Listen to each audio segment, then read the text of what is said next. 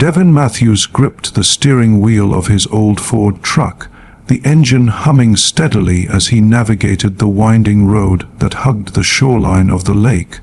The drive from Birmingham had been a grueling 4 hours, his muscles tense from the long construction job he'd just wrapped up.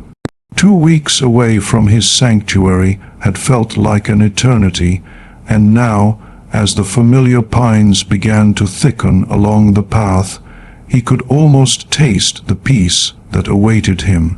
The cabin wasn't just a structure of wood and nails. It was the culmination of decades of relentless labor, early mornings that blurred into late nights, and sacrifices that had shaped his very existence. It was his reward, a tangible proof that all the sweat and perseverance had amounted to something real. The sun was dipping low, casting a golden hue over the water, shimmering like a promise of tranquility. Devin inhaled deeply, imagining the cool breeze off the lake washing away the dust and fatigue of the city. He turned into the gravel driveway, the tires crunching familiarly under him, but his foot slammed on the brake before he could even park. His heart skipped a beat. The front door of his cabin was wide open, swinging lazily in the gentle wind. On the porch, his second-hand rocking chair, the one he'd refinished himself with careful strokes of varnish, was occupied by a stranger. The man, mid-30s with a cocky grin, had his shoes kicked up casually as if he owned the place. A beer bottle dangled from his fingers, condensation dripping onto the wooden planks Devin had laid himself. Devin's mind raced. Burglar, squatter. He cut the engine abruptly, the silence amplifying the pounding in his chest. Slamming the truck door behind him, he stormed up the steps, his work boots thudding heavily. "Who the hell are you?" he demanded, his voice rough, edged with the exhaustion of the drive and the shock of the scene before him. The man barely shifted, taking a slow sip from his beer before responding. "Name's Brandon Whitfield. My mom runs the HOA around here, so this place, it's mine now." Devin's stomach twisted into a knot. "Yours? That's impossible. I bought this cabin outright, paid cash. Got the deed right in my truck. You think you can just sit here and claim it?" Brandon interrupted with a lazy spread of his arms, as if encompassing the entire lake in his gesture. "Paperwork got sorted. HOA says there was a mistake with the transfer. Mom signed off, and now I'm the rightful owner. You're trespassing, buddy, trespassing." The word caught in Devin's throat like a thorn. He pushed past Brandon, storming into the cabin, his sanctuary now violated. Inside, the air felt wrong, stale, invaded. His boxes were stacked haphazardly like discarded remnants of a life no longer relevant. They were taped shut, labeled in Sharpie with handwriting that wasn't his.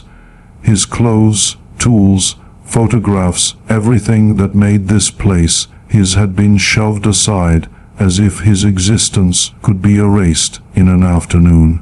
Devin's hands trembled as he grabbed one of the boxes, ripping it open with a fury that surprised even him. Inside, nestled among crumpled papers, was a framed picture of his parents, standing proudly beside him on the day he'd signed the closing documents months earlier. Their smiles, frozen in time, stared back at him, a stark contrast to the chaos around. "You had no right," he said, his voice shaking with a mix of rage and disbelief. "This is my home. You don't just throw someone out because your mother thinks she can shuffle papers." Brandon rose slowly from the chair, stepping closer with that infuriating smirk that made Devin's blood boil. "Look, man, don't make this ugly. My mom runs things around here. Everyone knows it. If she says this cabin's mine, then it's mine. End of story." The arrogance dripped from every syllable, years of entitlement woven into his tone. Devin clenched his fists, the scars on his knuckles souvenirs from years of manual labor tightening like old wounds reopening. But he forced himself not to swing. One rash move, and they'd label him the aggressor, the angry outsider who didn't belong.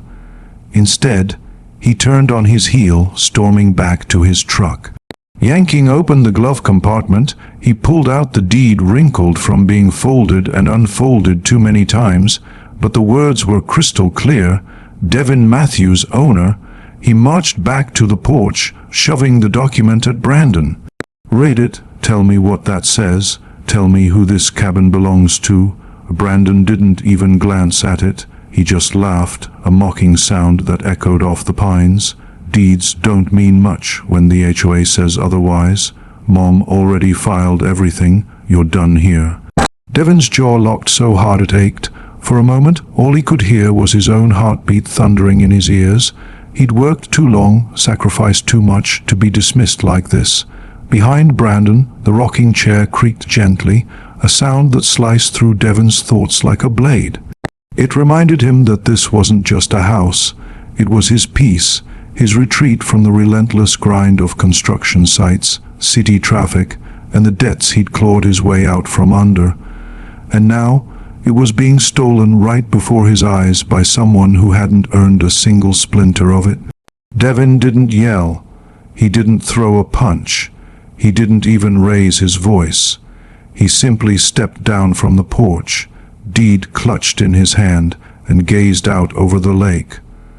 The water shimmered under the late afternoon sun, calm and indifferent to the storm raging in his chest. "This isn't over," he whispered, almost too quietly for Brandon to hear. But Devin wasn't one for empty threats. He already knew what he had to do. He needed time, a plan. What he didn't yet realize was that this battle would expose just how far the HOA would go to crush anyone who dared stand in their way. Long before Devin ever set foot in that cabin by the lake, his life had been a testament to sacrifice. He wasn't born into wealth. Opportunities weren't handed to him on silver platters. Instead, he built them brick by brick, job by job.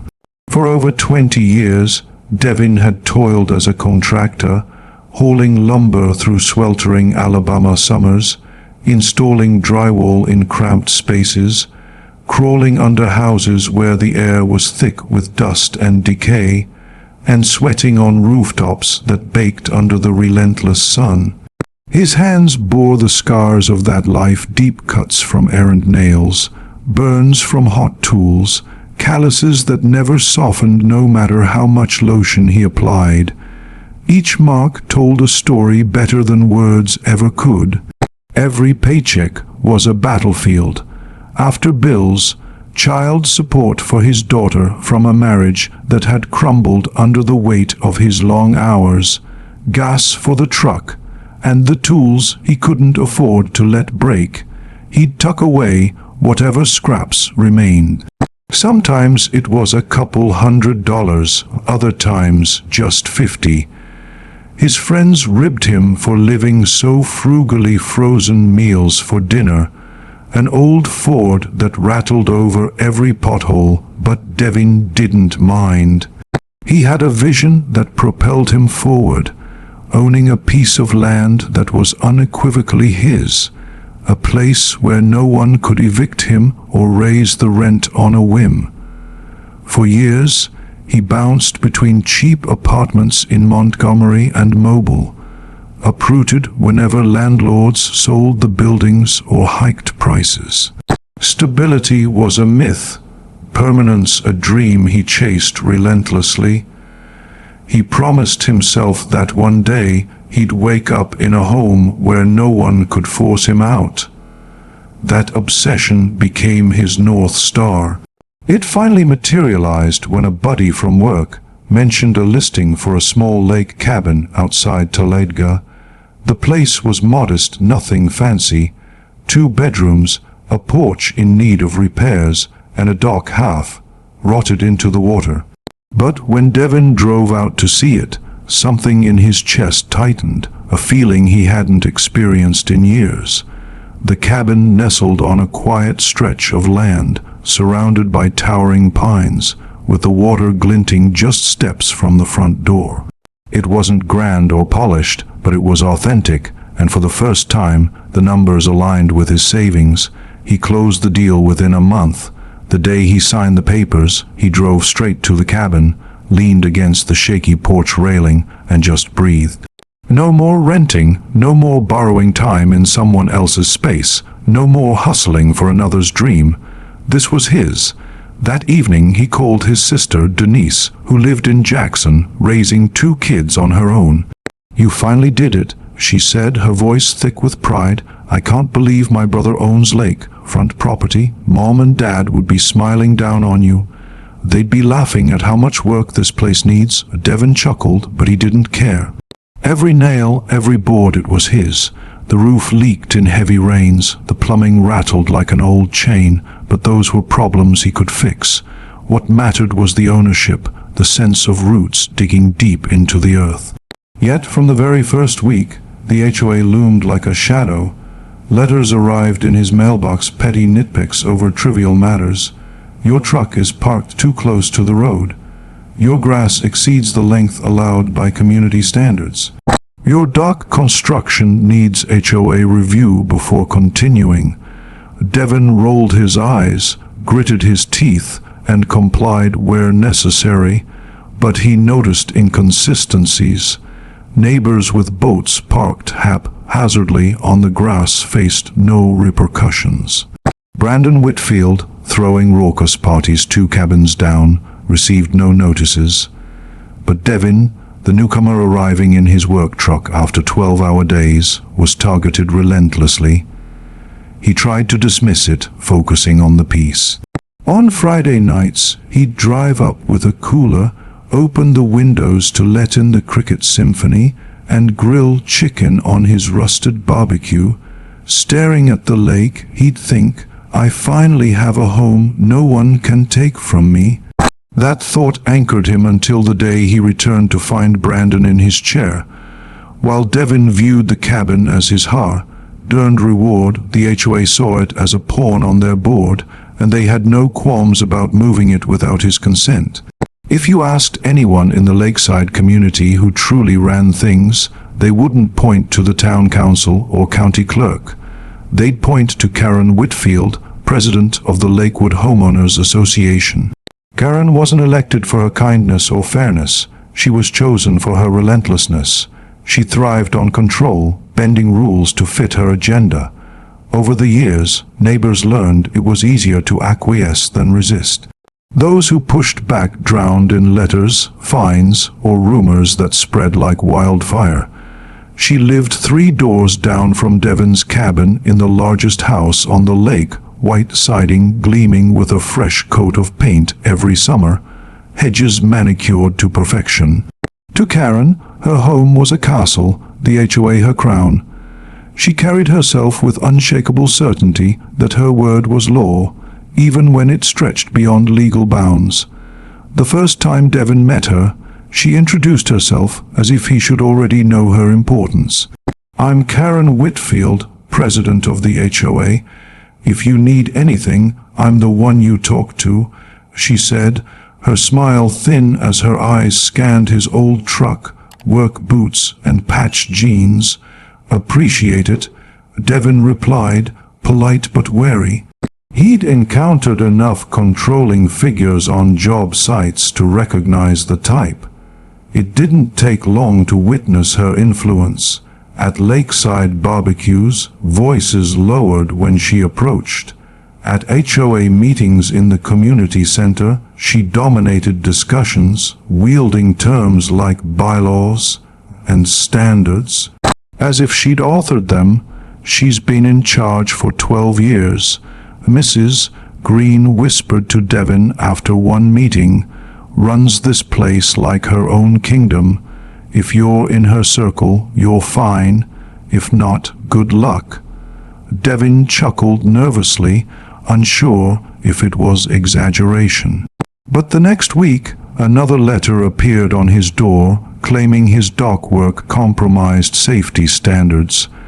The irony stung. Half the docks on the lake sagged dangerously, yet no one else received notices.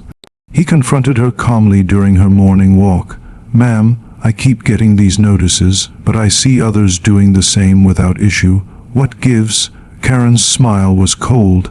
"I'm just enforcing the rules. If others are out of line, I'll handle them. Until then, follow the bylaws like everyone else." "Everyone else, or just me?" Devin pressed. Her smile sharpened. "Don't make this personal." The words lingered because from Devin's perspective it already was. Neighbors shared stories in hushed tones, blocked permits, rejected paint colors, a family forced to dismantle a deck post-construction. Yet Brandon, her son, faced no consequences. His lawn grew wild, parties raged until dawn, friends parked anywhere, no fines, nothing. The favoritism was blatant. Devin overheard Brandon bragging, "HOA doesn't touch me. I've got immunity." It boiled Devin's blood, but he bit his tongue. He wasn't there to fight. He was there to enjoy his cabin, fix it up, carve out peace. He filed the notices away, ignored the pettiness, but a nagging question persisted. What if Karen decided peace wasn't enough? That answer arrived the day he found Brandon on his porch. By then, Devin realized Karen wasn't merely meddling, she was orchestrating a takeover. She had power, influence, arrogance to believe she could seize what wasn't hers. But she hadn't counted on Devin, the man who documented everything, who wouldn't roll over when erased from his own land. Devin always kept paperwork close, lessons from years dealing with subcontractors, permits, clients dodging payments. He knew a signature's weight. When buying the cabin, he copied everything: deed, closing papers, tax receipts, storing them in a heavy duty folder in his truck. So when Brandon uttered trespassing, Devin's mind shifted to defense. He drove into town that morning, stopping at the county records office. The clerk, Sean, a young man barely 25, pulled up the file. "Here it is," Sean said, turning the monitor. Devin's name was there. Owner. Relief flooded him, but only momentarily. Below, a new document, a transfer notice dated last week, signed by Karen Whitfield. Devin's jaw clenched. "How's that possible?" "I never signed anything," Sean frowned. "It looks like a correction for original deed errors, putting it under Whitfield. These happen with clerical mistakes, usually cleared up." "But," Devin pressed. Sean hesitated, lowering his voice. "Most don't have the HOA president pushing it." "Mrs. Whitfield has influence. Stuff processes faster with her name." Devin stared, the room closing in. He'd labored half his life for that cabin, now snatched by a pen stroke. Later, he confronted Karen in her yard, pruning flowers in oversized sunglasses and sun hat. "Want to tell me why my deed has your signature?" Karen didn't flinch. "Oh, Devin, I figured you'd find out. It's nothing personal, just paperwork. Original filing had mistakes. My son was the rightful recipient. We corrected it." "Rightful recipient?" Devin laughed bitterly. "I bought it, paid every cent. That's mine." Karen's smile was polite. "I'm afraid the records don't say that anymore. That's fraud. You can't sign off on property that's not yours." "Be careful with words," Karen warned. "Accusing someone like me is serious. I have friends here. You don't want to make this ugly."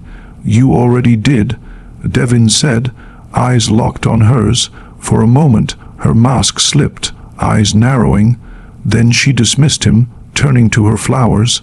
"If you feel strongly, hire a lawyer. Until then, Brandon stays. Avoid a scene." Her arrogance dug deep. It wasn't just the cabin. It was power. She dared him to fight, to step out so she could spin him as the problem. That afternoon, Devin sat on his truck's tailgate, staring at the lake. Laughter carried from the cabin. Brandon's party, music blaring, bottles clinking. Each sound reminded him of the theft. His phone buzzed. Denise, any luck? They faked paperwork. HOA president signed it to her son. You're kidding, that's criminal. You're not letting them win. Devin stared at the screen. Not a chance. He knew polite talks wouldn't suffice. If Karen twisted paperwork, she'd twist perception, labeling him dangerous. But Devin differed from her past victims. Decades of uphill battles taught him to build, strategize, document every trick. The tension snapped that afternoon. Devin had lingered near the cabin, unwilling to leave. His eyes were bloodshot from the drive, shoulders sore. Stepping out to stretch, he saw Brandon shirtless on the porch, drinking from Devin's favorite mug painted by his daughter at 6. Blue smears spelling Dad's cabin. Put that down, Devin snapped, storming up. Brandon grinned. What's wrong? Attached to your coffee cup. That's not just a cup. That's mine. This place is mine. Not according to records. You're squatting, Matthews. Devin stepped closer, smelling whiskey in the coffee. You don't know me. I don't quit. I'll take this to the county, the state. I'll fight every way. Brandon stood, chest puffed. Think anyone sides with you over Mom? She's run this lake longer than you've been here. You're just the contractor who bought in. Devin's fists clenched. A voice cut in. What's going on? Karen appeared, arms crossed, sunglasses hiding her eyes. Your son lives in my house. You faked paperwork, boxed my life, let him drink from my girl's mug. How justify that? Karen smiled thinly. No faking, corrected an error. Association decided community's best for Brandon to own. Community's best. Your best. You pulled strings thinking I wouldn't fight. Brandon interjected. Face it, you lost. Walk away. Devin's eyes darted between them. The weight pressed, but a stubborn flame ignited the one carrying him through hard labor. You don't tell me when I've lost. This isn't over. Karen tilted her head. Be careful. Anger doesn't look good. The more you lash out, the more they'll see the problem. Devin stepped back, breathing. She baited him for an explosion, to call cops. He wouldn't give it. Instead, he walked to his truck, sat on the tailgate, heart pounding, eyes on them. He wanted them to know he wasn't leaving. Karen adjusted her sunglasses, gave Brandon a look, and they retreated inside. Brandon's laughter echoed. Devin stayed until sun dipped, lake reflecting orange and pink. Denise called, worried. I'm not backing down, he told her. In that moment, outside his stolen home, he realized it was about dignity, not just property. Brute force wasn't the answer. He needed a sharp plan to cut through Karen's tricks. The fight boiled, but Devin knew head on in daylight was their trap. They wanted anger, shouts to paint him unstable. He wouldn't step in. Instead, he'd do what he did best, work with hands, head down. Build lasting, not a deck, but a case airtight. When he struck, no spin would bury it. First, documentation. He snapped pictures, deed, boxes on porch, Brandon's parties. Every notice from Karen, time stamped, backed up on drives. If legal, he'd have proof, not accusations. He noted neighbors hinting frustrations. Mrs. Green, Harris family forced to repaint. Mr. Low fined for lights. They weren't loyal, tired of fighting. Maybe they needed someone stubborn to swing first. Second, research. At the clerk's office, he combed records. Original deed clear, correction vague, jargon filled. Clerical oversight without support. Yeah, noticed that. Sean admitted. Corrections usually need court order or signatures. This one's unusual. Unusual or illegal? Devin asked. Sean shifted. Can't say, but not standard. Devin left with copies, folder thicker. A lawyer could tear it, but money tight. If choosing broke or losing cabin, he'd lean broke. Third, patience. He played long game, showing up, refusing to vanish. Sat by water, fishing to prove presence, parked across road, noting license plates. One time, Brandon swaggered out, seriously sitting all day. Pathetic. Pathetic is living in a house your mom stole. Brandon's smirk faltered. Keep talking. See how fast sheriff comes when I say threatened. Devin shut notebook. Funny about threats, easier to disprove when documented. Brandon sneered, slammed door. That crack unsettled him. Fuel for Devin. They expected rage, not patience. Behind calm, storm built. In notebook, he sketched a tall wooden fence cutting access road to HOA office. If Whitfields treated his cabin theirs, he'd treat office his property line. The fence was more than lumber line in sand. Message, you push, but can't erase me. Once up, fight no longer quiet, loud, public, uncontrollable for HOA. Devin's plan shaped.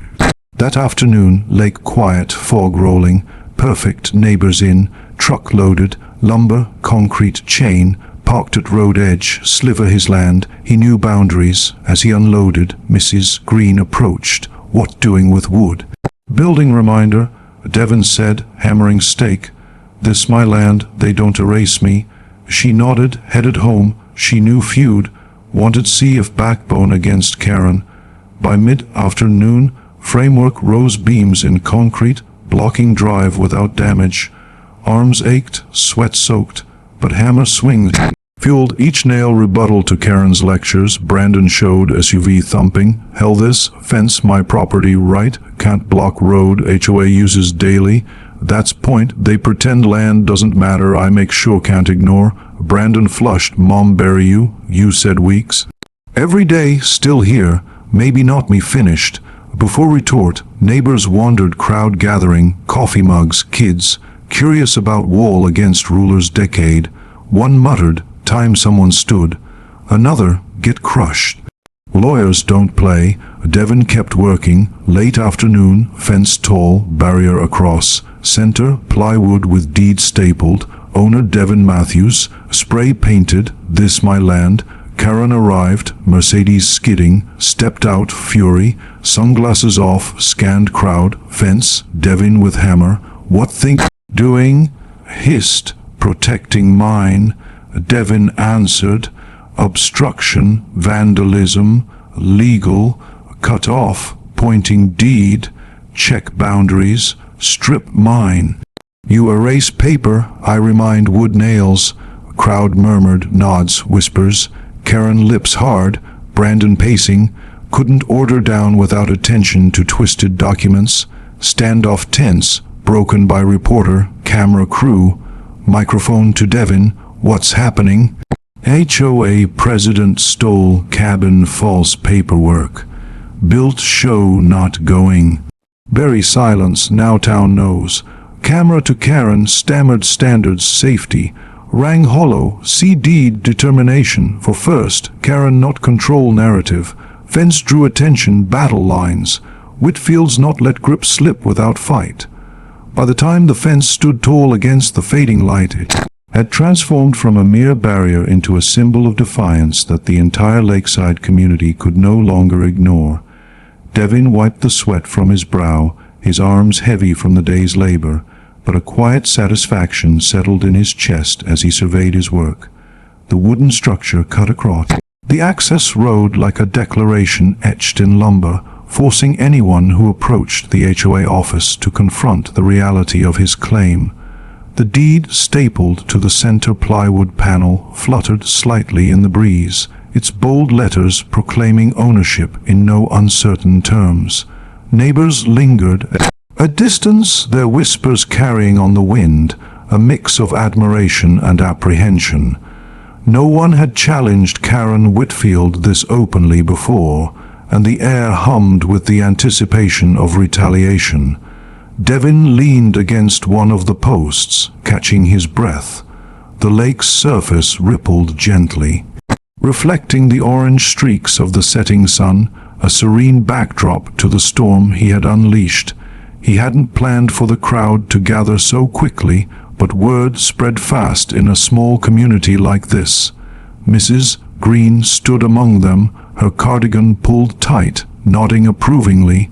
The Harris family hovered nearby, their expressions a blend of curiosity and solidarity. Even Mr. Lowe, usually content to observe from his porch, had ventured out, his hands in his pockets as he eyed the fence with quiet interest. Brandon, still fuming from his earlier confrontation, paced back and forth like a caged animal. His face was flushed, the smirk replaced by a scowl that betrayed his frustration. "This ain't over, Matthews," he muttered, kicking at the gravel. "You think a pile of wood changes anything? Mom's gonna have this down by morning, and you'll be the one paying for it." Devin didn't rise to the bait. He simply crossed his arms, his voice steady. "Let her try. This land's mine, documented and legal. If she wants to fight, she'll have to do it in the open now." The words hung in the air, drawing more murmurs from the crowd. One neighbor, a burly man named Tom, who lived down the shore, stepped forward. About time someone pushed back. He said loudly enough for others to hear, "Karen's been throwing her weight around for years. My boat slip got fined last summer for non-compliance, but Brandon's friends park wherever they damn well please." A ripple of agreement spread through the group. Mrs. Harris nodded vigorously. "We had to repaint our whole house because she said the blue was too vibrant. Cost us a fortune, and for what? Her view of the lake." Devin listened, his resolve strengthening. These weren't just complaints. They were cracks in the facade Karen had built. For years, she'd ruled through intimidation, but now, with the fence as a focal point, people were voicing what they'd long kept silent. Karen, having retreated briefly to her house after the initial standoff, reappeared with a phone pressed to her ear. Her steps were measured, her expression a mask of controlled anger as she approached the fence again. The crowd parted slightly, a habitual deference, but Devin noticed it was less pronounced than before. She ended her call with a sharp click, slipping the phone into her pocket. "I've just spoken with our attorney," she announced, her voice carrying with practiced authority. "This structure is in direct violation of HOA bylaws regarding community access and aesthetic standards. You'll be receiving a formal notice to remove it immediately or face substantial fines." Devin met her gaze unflinchingly. "Bylaws don't override property law, Karen. This strip is mine, check the maps. You can't fine me for using my own land." Her eyes narrowed, the sunglasses now perched atop her head like a crown displaced. "You're disrupting the entire community, Devin. This road is essential for board members, for meetings, for maintaining order. What you're doing is selfish, obstructive, selfish." Devin echoed, his tone calm but edged. "Selfish is forging paperwork to steal a man's home. Selfish is boxing up his life and handing it to your son because you think your position gives you the right." The crowd shifted, whispers growing louder. Karen's composure flickered, her lips pressing into a thin line. Brandon stepped forward, his voice rising. "You don't know what you're talking about. Mom fixed a mistake, that's all. You're the one causing problems, building this eyesore like some kind of rebel." Before Devin could respond, Mrs. Green spoke up, her voice surprisingly firm. "Mistake? We've all seen the deed on that board. Looks pretty clear to me. And as for eyesores, what about those parties you throw, Brandon? Music blasting till dawn, trash everywhere, no fines for that, I notice." Brandon turned red, sputtering. "That's different." It's not different," Mr. Harris interjected. "It's favoritism, plain and simple. We've all paid for it one way or another." Karen raised a hand, trying to regain control. "This is not the place for baseless accusations." The HOA exists to protect everyone's interests. If you have grievances, submit them formally at the next meeting. But the damage was done. The crowd's murmurs turned to open discussions, voices overlapping in a chorus of long-suppressed frustrations. A young couple from the end of the lane chimed in about denied permits for a simple garden shed. Tom mentioned arbitrary fees for dock maintenance that only seemed to apply to certain residents. Devin stood silent, letting the tide turn on its own. The fence had done more than block a road. It had opened a floodgate. As the sun dipped lower, casting long shadows across the gravel, a local news van pulled up, its antenna extending like a flag of impending exposure. The reporter, a sharp-eyed woman named Lisa from the Pell City station, hopped out with her cameraman in tow.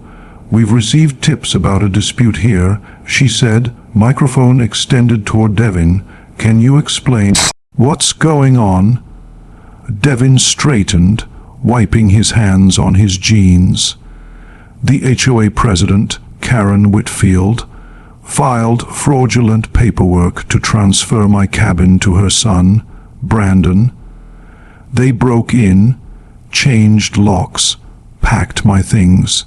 "This fence, it's on my land," reminding everyone I won't be erased quietly. The camera panned to the deed, then to Karen, who plastered on a professional smile.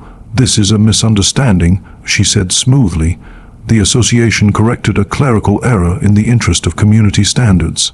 "Mr. Matthews' actions are disruptive and will be addressed legally," but Lisa pressed, "Mrs. Whitfield, residents here are claiming favoritism and abuse of power. Care to comment?" Karen's smile tightened. "Those are unfounded.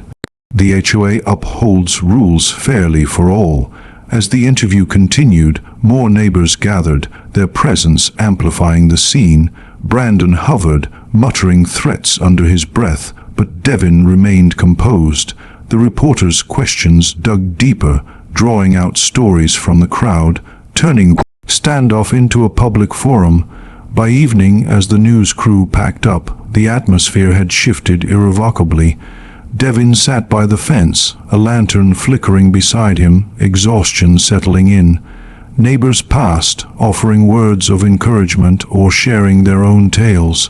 "You've got guts," Tom said, clapping him on the shoulder. "If you need help reinforcing this thing, give me a call." Devin nodded gratefully. "Appreciate it. This isn't just for me anymore." As night fell, the lake's sounds, crickets chirping, water lapping, provided a soothing counterpoint to the day's chaos. But Devin knew Karen wouldn't concede. She'd regroup, call in favors, escalate. His phone buzzed with messages from Denise. "Saw the news. Proud of you. Stay strong," he replied, tides turning. Not backing down, the standoff intensified as the evening wore on. Word of the fence and the news coverage spread like wildfire through social media and local chats. Cars slowed on the main road, drivers gawking at the structure illuminated by Devin's lantern.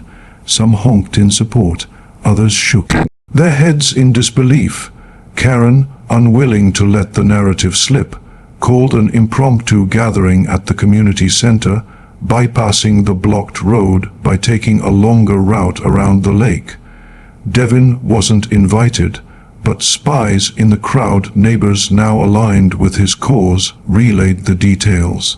Karen stood at the front, her voice amplified by a microphone, demanding unity. "This fence is an attack on our way of life," she declared. "Devin Matthews is sowing division. We must stand together to enforce our bylaws." But the response was mixed. Board members, long accustomed to following her lead, hesitated. Mr. Harris stood up. "Enforce bylaws? Like how you enforce them on my family but not on your son."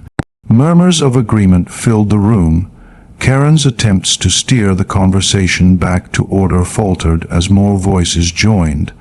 By the meeting's end, no unanimous vote passed. Instead, fractures appeared in her once solid support. Back at the fence, Devin reinforced the posts with additional braces, his mind racing. He knew the next phase would involve legal threats, perhaps even attempts to dismantle the structure under cover of night. But he was prepared. He'd parked his truck nearby, ready to stand guard if needed. Brandon appeared again, this time with a couple of friends. The posture's aggressive. Think you're clever, he sneered. We could tear this down right now. Devin stood firm. Try it. Everything's documented, cameras on my phone, witnesses everywhere. You'd be the ones in trouble. The group backed off, grumbling, but the threat lingered. As midnight approached, the community quieted, but Devin's vigilance didn't wane. He reflected on how far the day had come from discovery to defiance, all unfolding in a relentless sequence. The fence wasn't just wood. It was his line in the sand, and crossing it would cost the Whitfields dearly. As the night deepened, the fence stood as a silent sentinel under the moonlit sky, its shadow stretching across the gravel like an unyielding promise. Devin remained vigilant, seated on a folding chair he pulled from his truck, the lantern casting a warm glow on the deed still stapled prominently. The lake whispered softly, a counterpoint to the day's turmoil, but sleep evaded him. His mind churned with strategies, anticipating Karen's countermeasures. The community's awakening had been swift, fueled by the fence's bold presence, and now, with news coverage amplifying the story, the pressure on the Whitfields mounted. Around midnight, a sheriff's cruiser pulled up, its lights flashing briefly before dimming. Two deputies emerged, their boots crunching on the gravel. Karen trailed behind, her expression triumphant in the dim light. Brandon lurked nearby, smirking. "See, told you," he called to Devin. The lead deputy, a broad-shouldered man with a mustache, approached. "Evenings, sir. We've had a complaint about obstruction."